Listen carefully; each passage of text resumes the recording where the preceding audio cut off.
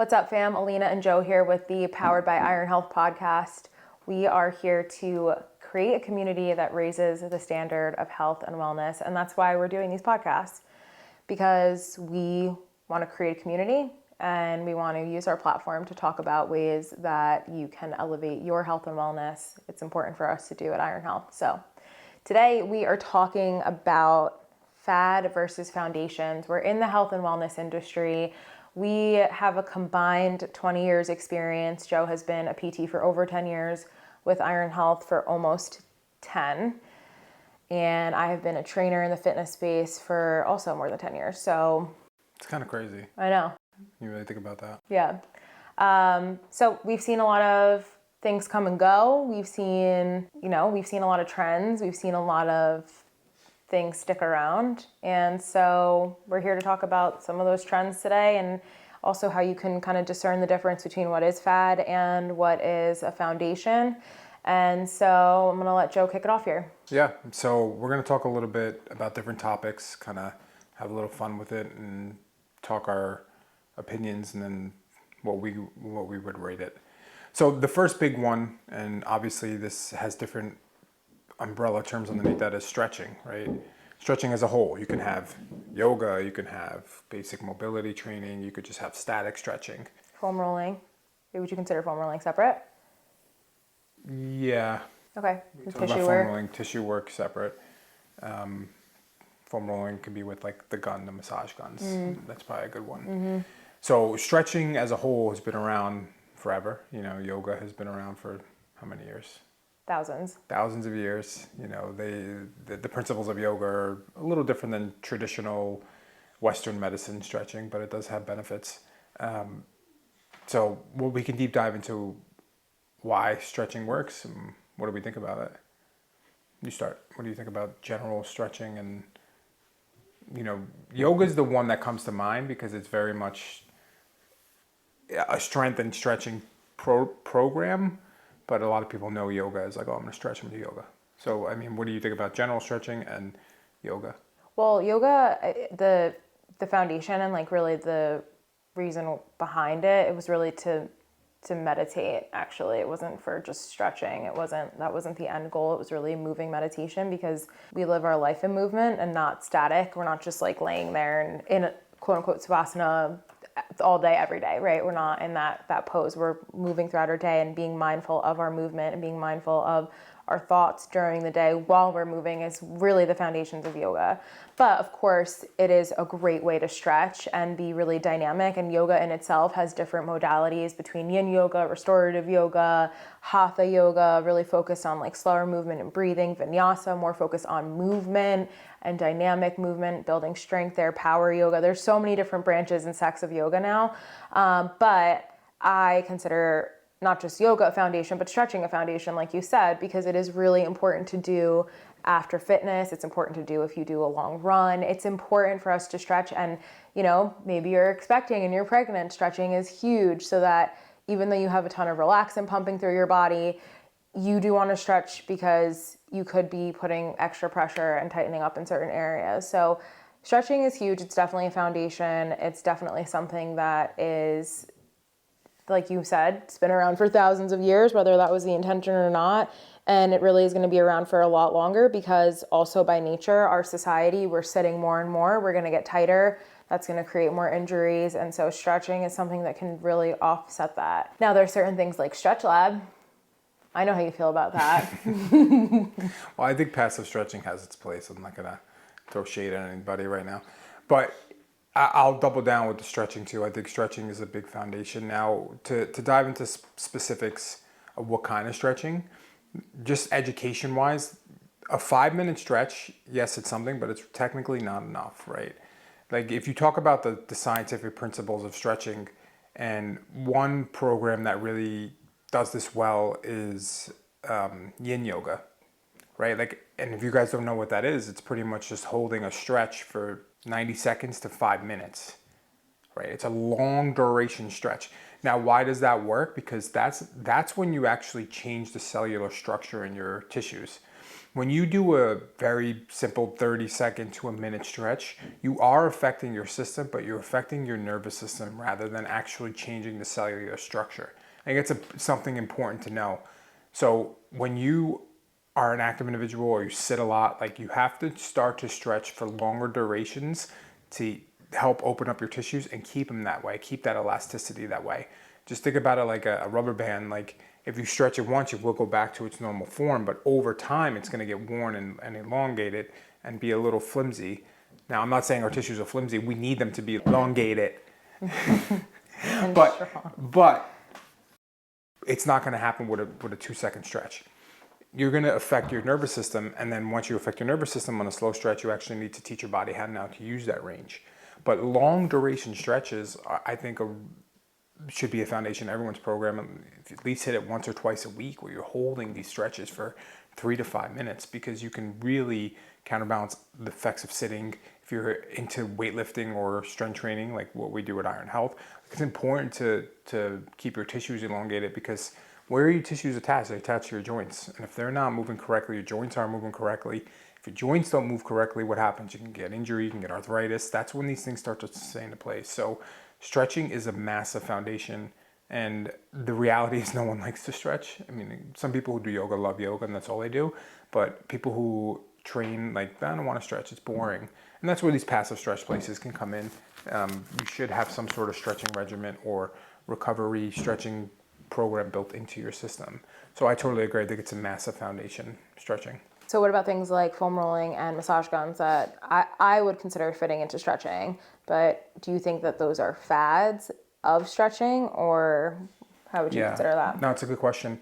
So I think the true foundation is stretching, and these other modalities, so like a massage gun or foam rolling, are great things that you can do on yourself to affect your tissues. Great. Like, and it might be more particular, again, going back to affecting your nervous system. Like, so these things help affect your nervous system. Or if you're too tight to even get into a stretch, maybe you use a massage gun or a roller to actually affect the nervous system to calm down, so then you can go and introduce the stretch. So I actually think the foundation is the stretching, and then foam rolling and the massage gun are auxiliary or accessory work to stretching. Is it a fad though? Do you see it sticking around? Foam rolling's been around for a while. Foam rolling's been around a while. I think massage guns has been around a while too. They just kind of have to be rebranded. So I don't think it's necessarily a fad. The massage guns may be a fad because everyone has them in their house now, and how many people don't use them? It's like having a bike in your house and you just hang clothes on it. So they may be more categorized as a fad, but they do have a benefit. But if you had to choose between what to really do, I think stretching is that base level foundation to say, I only have 20 minutes in a day, like I'm going to do 2 or 3 stretches and hold them for a long duration. And that really is your foundation over the massage guns and rolling. Don't get me wrong, they have their place. Those aren't ones I would just say they're going to go away. They have their place, and they can be very beneficial, but they're not foundational in my eyes. Okay. Would you agree to that?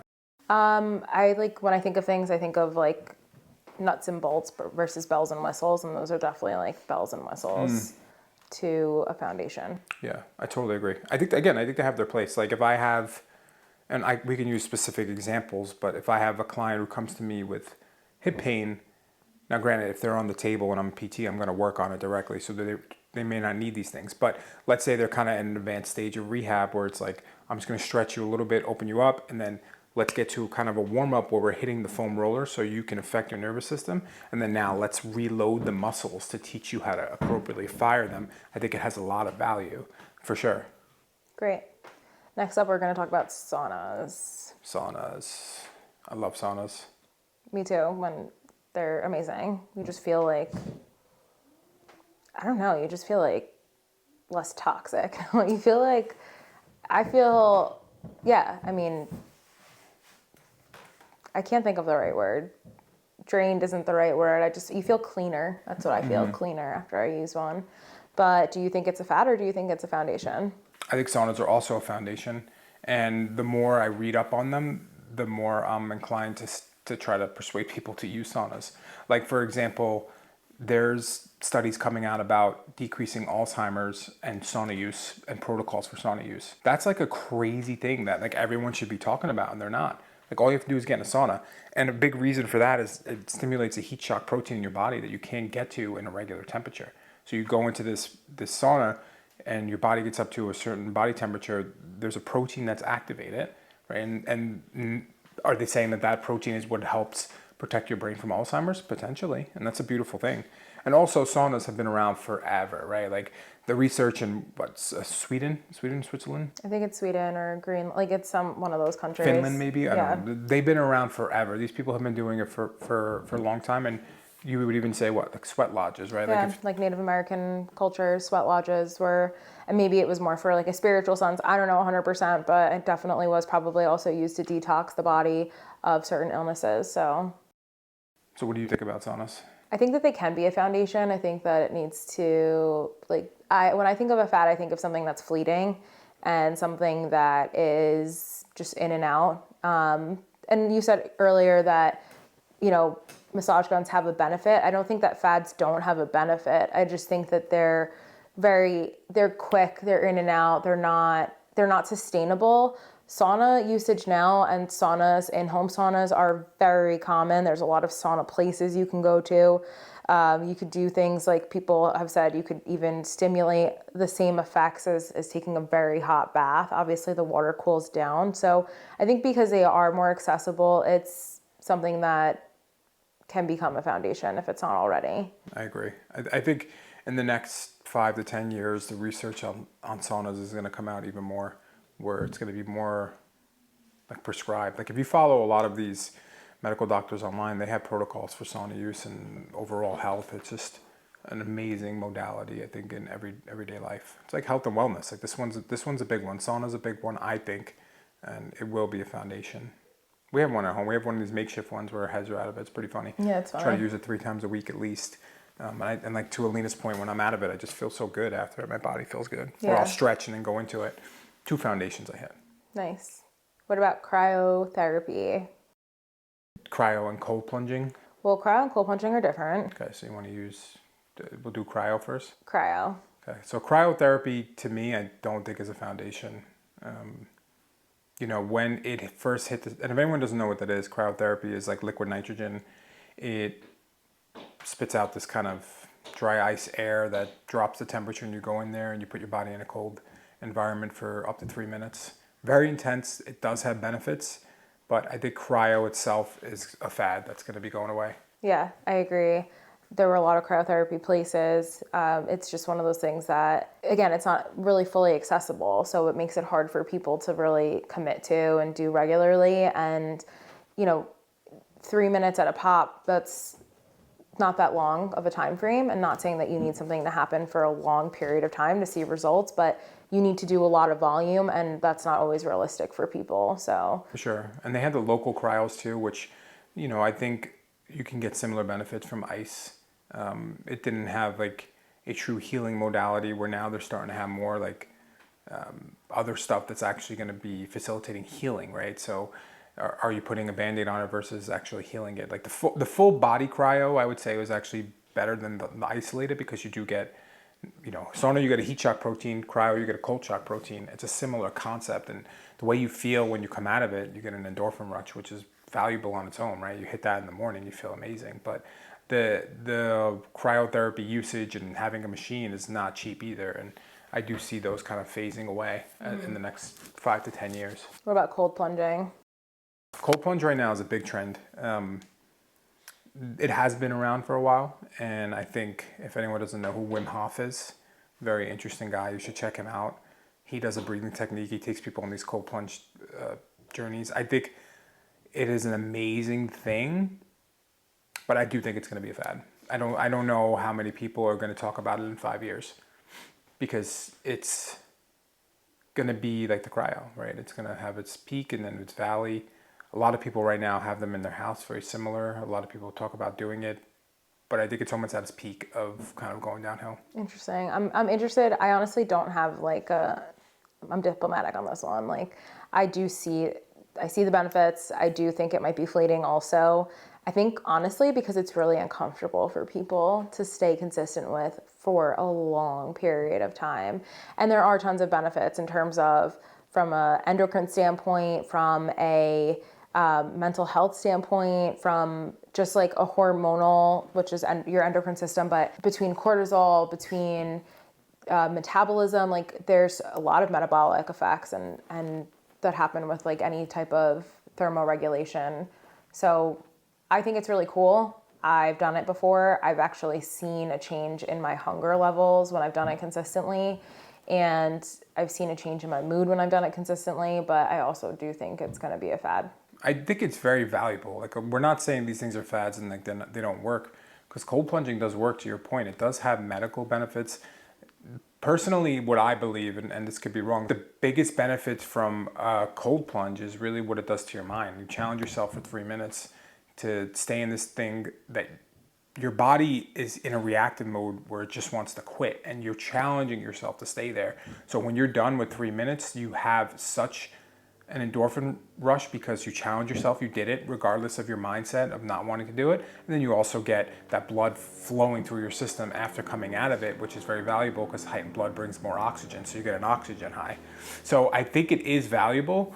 I just don't think the cold plunges is going to have as much clout in the next couple of years as they do right now. But I would still do it. You know, I do think it still has value, but it's not a foundation, I don't think. Yeah, and there's ways that it can be accessible too, like cold immersion, showers, cold showers, dipping in a lake or a pond, and that's been around for ages too. I mean, I don't know when or where that originated. I'm sure in some culture that's maybe, I don't know, there's probably so many stories behind using cold immersion for different treatments and healing, but I do think it's a fad, and I think it's mostly because it's so uncomfortable for people. And whether you do 3 minutes, to your point, or you do a minute, it's one of those things that after you kind of fall out of the habit, you might get back into it, but it's definitely, it's not something that's like truly desirable. Yeah, so it's, you know, uncomfortability, but you grow in uncomfortableness, so it does have benefits there.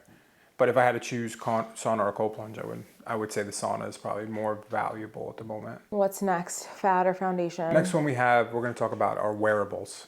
So this is starting to be a big thing in the world where everyone has an Apple Watch or an Oura Ring. I wear one, or a Whoop band or something else, a Fitbit. Like, there's so many of them that are popping up, and I personally believe these are going to be foundations. I think this might be another F, which is the future. I think the data aggregation it gets, the feedback it gives you, is going to eventually lead to more medical stuff. So it's like, okay, you're going to wear your Oura Ring, we're going to track that. If something comes up, we're going to adjust or maybe give you these supplements or these vitamins. You're going to do this workout routine. I think they're going to eventually blend to the point where everyone's going to be wearing some sort of feedback wearable. I hate that idea. I really do. It makes me uncomfortable, but it might be a foundation in the future. And not that I wish it were a fad, you know, it can be really helpful for people to get insight. People ask me all the time, should I get a wearable? My biggest response is, if you like tracking data, you like tracking metrics, go for it. And if it becomes something that you become obsessive over, then pull back a little bit, because I do think that happens a lot too, where people use these wearables, they become obsessed with the outcome, they become obsessed with the data, and that's not healthy either. It should be there as a tool to help you improve your health and wellness, not something for you to obsess over. Yes, you know, it's important to be into your own health and wellness journey. Borderline obsessive maybe, but I think it can also be really detrimental to some people's health in some ways. And I definitely think that, you know, it's something that it probably will be a foundation. Like Joe was saying, more and more people will be wearing them. I don't like feeling that connected personally. I don't have one. And even when I have worn them in the past, I've either found myself becoming too obsessed with how many steps I got and how many calories I burned for the day, you know, how many calories I burned in a workout. If I didn't burn X amount of calories, it wasn't a good workout. So just knowing that about myself, I won't really engage, but I get intrigued a lot. Like, I want to know what my sleep score is when all my friends are talking about it around me. So I do think it's going to be a foundation. We've seen wearables over the last 10 years really become more and more and more advanced and more engaging and more telling of people's health. So I think it is a foundation. Yeah, I think you're going to have, I think this one interests me so much because I think it's going to be the future where you're going to be wearing wearables and it's going to be able to tell when you're getting sick before you even have any signs of it. I think it's going to be very preventative in nature. That's creepy. The scary part is going to be if wearables start to connect to your insurance companies. That's going to be the scary part. And they give data to your insurance companies and they start dropping you because your wearable's telling you you could be sick in X, Y, and Z because of these scores. And that might happen too. Do you think insurance is even going to be a thing in the future, the way that things are going? Yeah, 100%.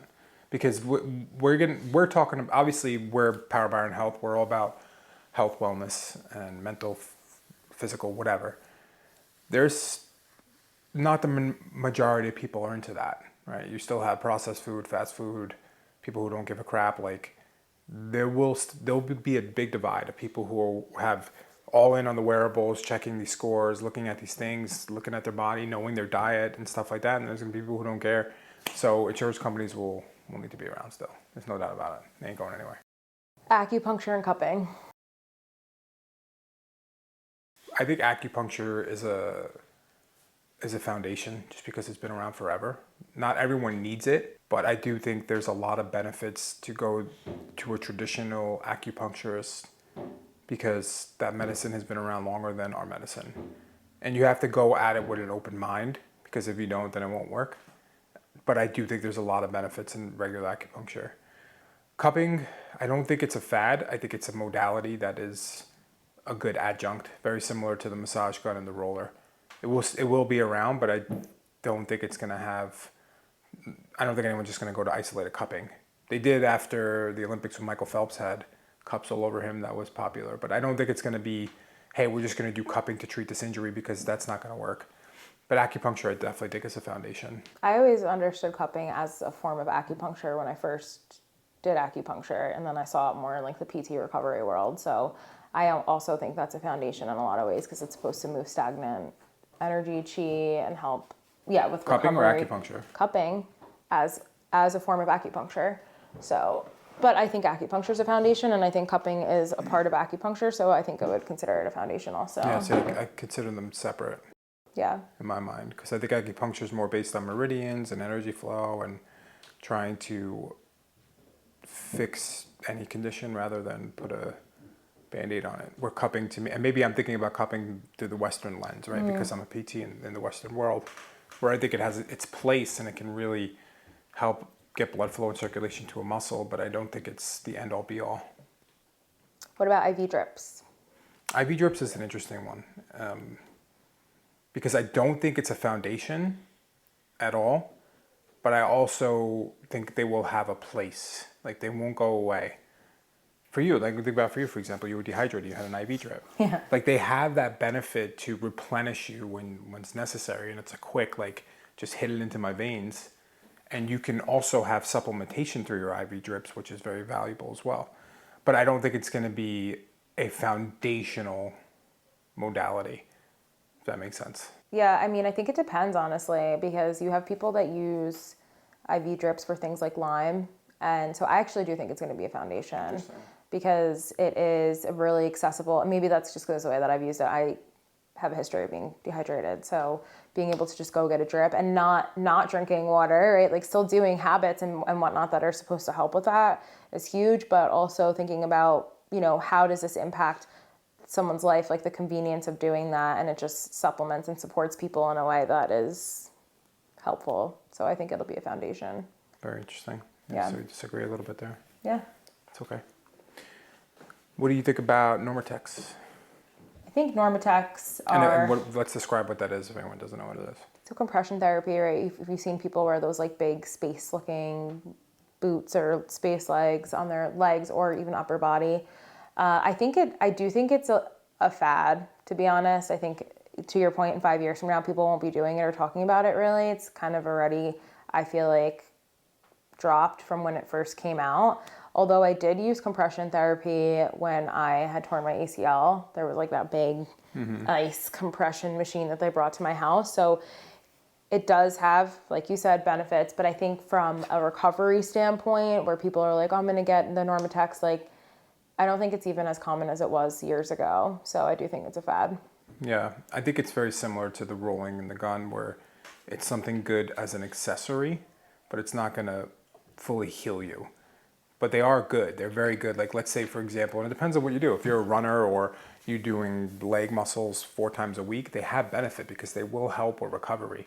So they're a good recovery tool. There's no doubt about it. Circulating blood, getting blood to the tissues, or if you had swelling or an injury, it will help decrease that. So I don't think they're going to go anywhere because it really makes sense from a scientific level, but they're not going to be like, oh, we have just Normatec compression for full body. It's like, no, you have to have an injury or it's something good to do after a session. If I ran a lot, I want to recover. If I did legs, I think they'll be around. Like, they're a part of it now, I think. Nutrition. Well, this is a foundation.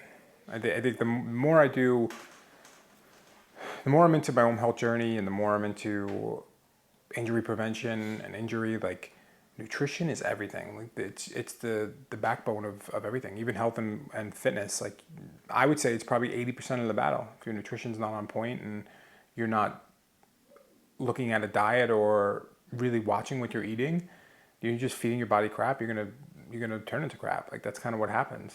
I think more than nutrition though are the diets themselves, like fad diets. And I mean, think about fad diets when I think of fad diets, I think of like diets from even when I was a kid, like Slim Fast and South Beach diet and Atkins. Like, keto is probably going to be a fad where in 5-10 years from now it's going to be like, oh, you know, people are not going to be like, am I in ketosis or am I like, you know, like, it's like those types of things to me, like carnivore right now, right? Like, those things kind of die out. They patter, they like have their peak and then they slowly drop. So And they rebrand it and they come into something new because people want the easy thing with nutrition, and the reality is it's the hard consistency route of being consistent discipline for years.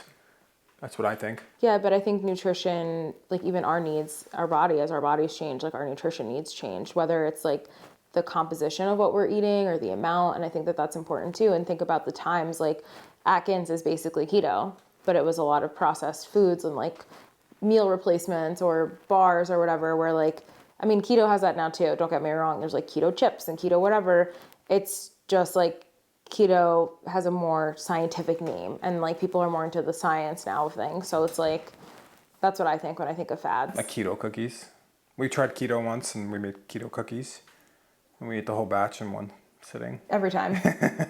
That's not healthy. That's not healthy. But, you know, it was a part of the keto, right? So I understand that part of it, but I think the foundations of nutrition I think it's just foundational. Like, the diets, yes, they will come and go, but the foundations of having a good diet that's balanced and understanding what you need is not going anywhere, and it's only going to get more advanced. You know, I was even listening to something where they have blood tests now to tell you what kind of diet you should be on.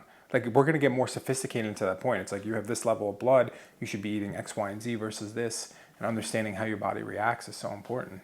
So I think it's just going to get more advanced, just like the wearables. And the hard part with any nutrition and diet is bad food is accessible and cheaper. So it's a battle, but nutrition should be the foundation of anyone's who's into health and fitness. Last one, we'll wrap it up after this. Hormone testing. Hormone testing. Okay, so for anyone who doesn't know, hormone testing is when you go to it's a non-medical practice. They're medical doctors, but they're not like a traditional medical practice. And they do a blood panel and they look at where your hormones are, where your vitamins are. It just gives you everything based on that. And from that, they can prescribe you vitamins or hormones or whatever you need. I think this will be the future. So if I had to say, you know, we got foundation or fad, I think 2 of these are big future: wearables and hormone testing. Because I think hormone testing and blood work testing is going to be the future. Like, people who are serious about it are going to get their blood work done, and that's not going anywhere. You're seeing more clinics pop up like this, and they're prescribing stuff, and it's really going to a wellness care rather than a sick care, We're not just treating people who are sick. It's like, hey, you want to optimize yourself? Look at your blood work. What are they saying? Look at your panels. Okay, you're deficient in vitamin D. We need to supplement with that. Instead of saying you're deficient in vitamin D, let that continue, and then a disease comes from that. So I think this is going to be the future. Yeah, I agree. Foundation, it'll be foundational if it's not already, because people do want to start to optimize. I do think blood work's a little interesting because it's really just a snapshot. Some markers are a snapshot of your previous 30 days or whatever. And sometimes it's like in the moment. So it can be a little bit harder to target and whatnot, but I do think it's going to end up being a foundation. And there's so many more we can do. So if you like this topic, let us know. I can, like, as we're going, I'm like, oh my God, what about continued glucose monitors? We were talking about GLP-1s before. There's so many different things that are considered either fat or foundation, but again, we'll do this again if people are interested in hearing our take on things from being in this space for a while, seeing things come and go. Like cryotherapy was super huge at one point. Even again, Normatec boots, like they were pretty big at one point, and I feel like they've like tapered a little. Wearables I've just seen continue to grow. So we can talk about this, but if you're trying to discern for yourself what's a fad or foundation, you can look back at the history of things. Is it something that's been around for a while? And if it has been, is it getting more traction? Has it remained the same? The things like nutrition, it being a foundation, obviously, like there's always been fad diets and there always will be. There's always been ways of eating to prevent this, avoid this, or whatever. So nutrition as a whole is definitely a foundation. The same thing with exercise and movement. We've always been moving our body, even if it has to be super intentional now because our society is becoming more sedentary. But that has always been something that for human and mankind is some movement is huge, right? And so like even big box gyms, I think they took off in the 50s, if I'm not, I don't 100% remember, but maybe the 30s or 50s, there were actually dedicated fitness centers, and that's only grown from there. And yes, there are trends, there's fads within the fitness space. We could totally talk about that even. Sure. We've seen things come and go like crazy, like certain fitness trends and things that are foundations like circuit training, but then like curves, like I don't even know if curves exist anymore, but there's definitely things to consider when you're thinking about what's going to be around for a while, what will taper, and again, look at the history of the thing that you're thinking of and considering. Is it a bell and whistle of a foundation, or is it itself a foundation? And is it going to matter in 5 years? Will it still have the same amount of clout? Will it be bigger than what it was, or will it be the same or less important? What would you say in terms of discerning between fat or foundation? I think that's a good way to put it. Look at the history, and is this something brand new, or is it just something recycled? And if it's recycled, what's the foundational component of it? Like your point with the fad diets, it's like, okay, these diets are coming up, but they're recycled, and the component is nutrition. So hit the true foundation to see a change, and then from there you build upon it. Awesome. Thank you for tuning in. If you want to hear more fad foundations, let us know. We'll definitely do more of these. These are fun. Yeah, for sure. Thank you.